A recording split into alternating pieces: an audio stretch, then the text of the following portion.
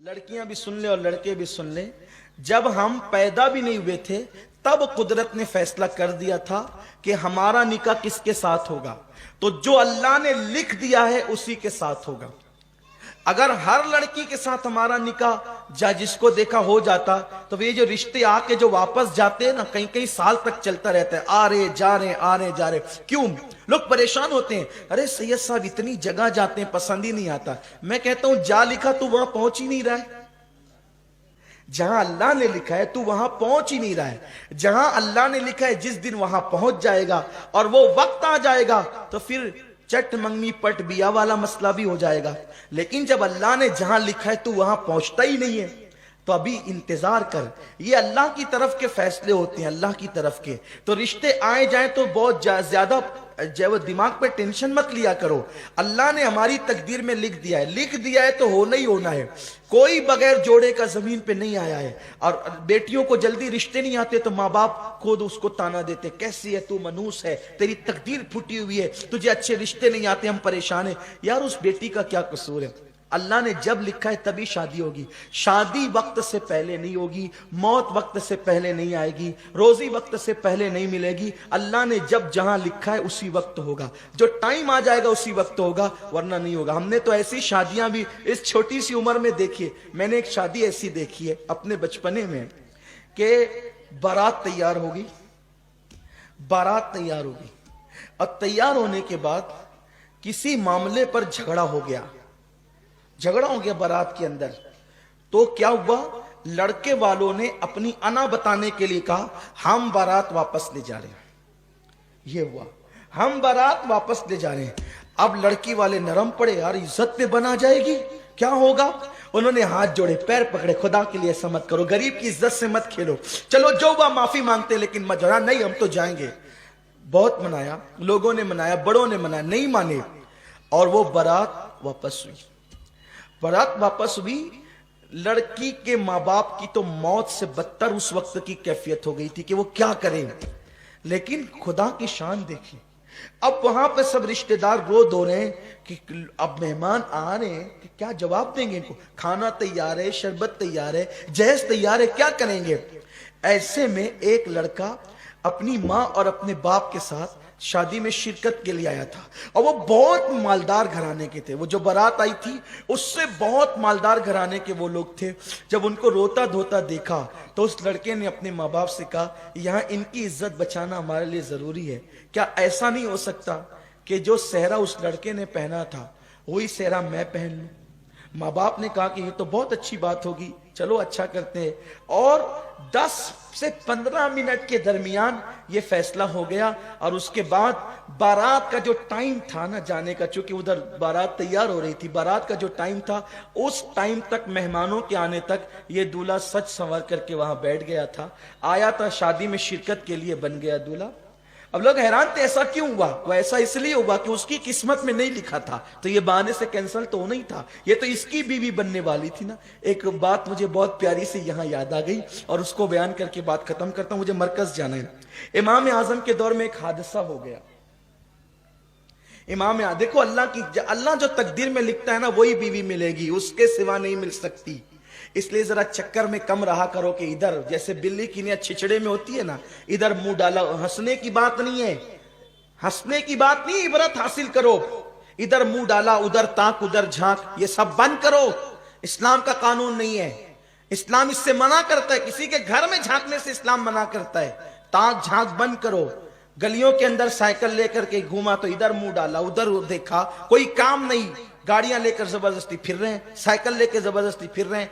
अल्लाह ने जो तकदीर में लिखा है सुनो, अगर शादी से पहले बदकारी करोगे तो फिर पाक बीवी नहीं मिलेगी। कुरान, अल्लाह के रसूल फरमाते कमा तदीन तुदान, तुम जैसा करोगे वैसा होगा। लेकिन अगर कोई बदकारी कर चुका, उलमा से सुना, बयान सुना और सच्ची तौबा कर ले, फिर अल्लाह तौबा करने वालों की तौबा को कबूल करता है और अल्लाह उन्हें पाक दामन बीबियां भी अता फरमाता है। تو توبہ کر لوگے تو پھر محفوظ ہو جاؤ گے، توبہ نہیں کرو گے پاک دامن رہو۔ حضرت امام حسن پاک کہتے ہیں نا، امام حسن پاک کا قول ہے، اگر تم چاہتے ہو بیوی پاک دامن رہے تو تم پاک دامن بنو، تمہاری بیویاں خود ہی پاک دامن ہوگی۔ اگر چاہتے ہو بیٹیاں پاک دامن رہے تو تم پاک دامن بنو، تمہاری بیٹیاں پاک دامن ہوگی۔ اگر چاہتے ہو کہ بیٹے پاک دامن رہے تم پاک دامن بنو، تمہارے بیٹے پاک دامن ہوں گے، تمہاری نسلیں پاک دامن ہوگی انشاءاللہ اگر تم پاک دامن رہو گے تو جو تقدیر میں لکھا ہے وہی ملنے والا ہے، اس سے زیادہ نہیں، اس سے کم نہیں۔ امام اعظم ابو حنیفہ رحمت اللہ تعالی علیہ کے دور میں ایسا ہوا کہ دو بھائیوں کے ایک ساتھ شادی ہوئی، دو بھائیوں کے ایک ساتھ شادی ہوئی، اور اتفاق سے دو بہنیں بھی وہ تھی، ادھر دو بھائی ادھر، ایسا ہوتا ہے نا دو بھائی دو بہن ہو گئی۔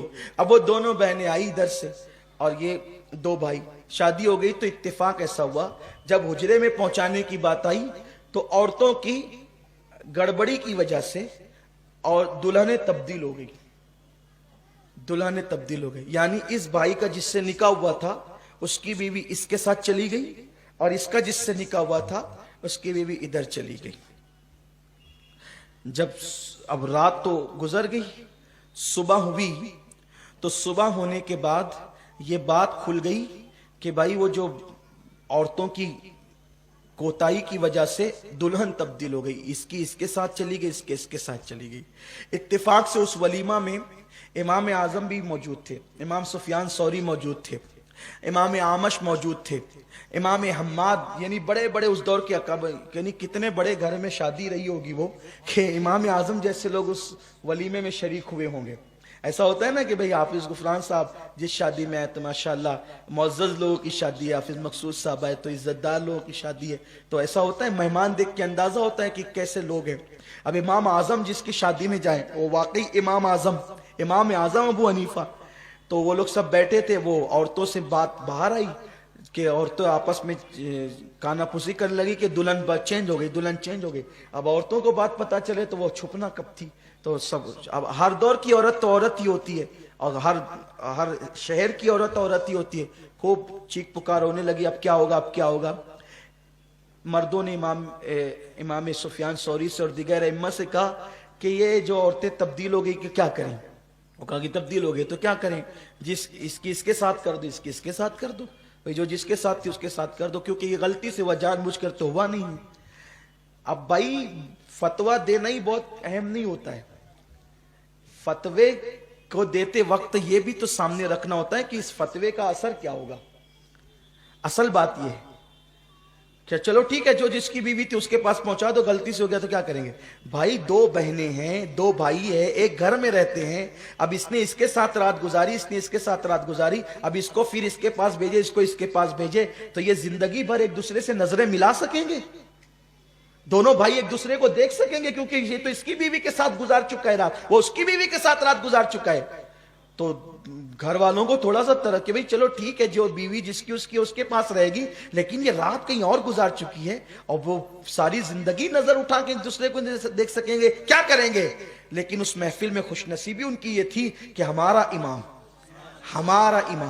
امام الائمہ، سراج الامہ، کاشف الغمہ، نعمان بن ثابت، جس پر فقہ کو ناز ہے، جس پہ اسلام کو ناز ہے، جس پر مصطفیٰ جان رحمت کو ناز ہے، وہ امام اعظم ابو حنیفہ فرماتے ہیں یہ فتویٰ تو اپنی جگہ ہے کہ ہر عورت اپنی شوہر کے پاس چلی جائے، لیکن کچھ سماج کا بھی تو معاملہ ہے، کچھ گھریلو بھی تو معاملات ہے۔ ایک کام کرو، دونوں دولہے کو میرے پاس بلاؤ۔ وہ دونوں دولہے آئے، آپ نے اس سے پوچھا تو نے جس کے ساتھ رات گزاری وہ تجھے پسند ہے؟ اس نے کہا ہاں۔ دوسرے سے کہا تو نے جس کے ساتھ رات گزاری وہ تجھے پسند ہے؟ اس نے کہا ہاں۔ فرمایا اب ایک کام کرو، تم کو یہ پسند ہے جس کے ساتھ تم نے رات گزاری، تو یہ جو تیری بیوی تھی تیرے نکاح میں تھی تو اس کو طلاق دے دے، اور تو اس کے ساتھ نکاح کر لے جس کے ساتھ تو نے رات گزاری، اور تو اس کو طلاق دے دے اور یہ اس کے ساتھ نکاح کر لے جس سے رات گزاری، کیونکہ نکاح کے بعد اگر وداعی اور خلوت نہیں ہوئی ہے تو طلاق دی جائے گی تو اس میں عدت گزارنا نہیں پڑے گا، تو ادھر اس نے اس کو طلاق دے دیا، ادھر اس نے اس کو طلاق دے دیا، اور جس نے جس کے ساتھ رات گزارا وہ اسی کی بیوی ہو گئی، اس نے اس کے ساتھ رات گزارا اسی کی بیوی ہو گئی۔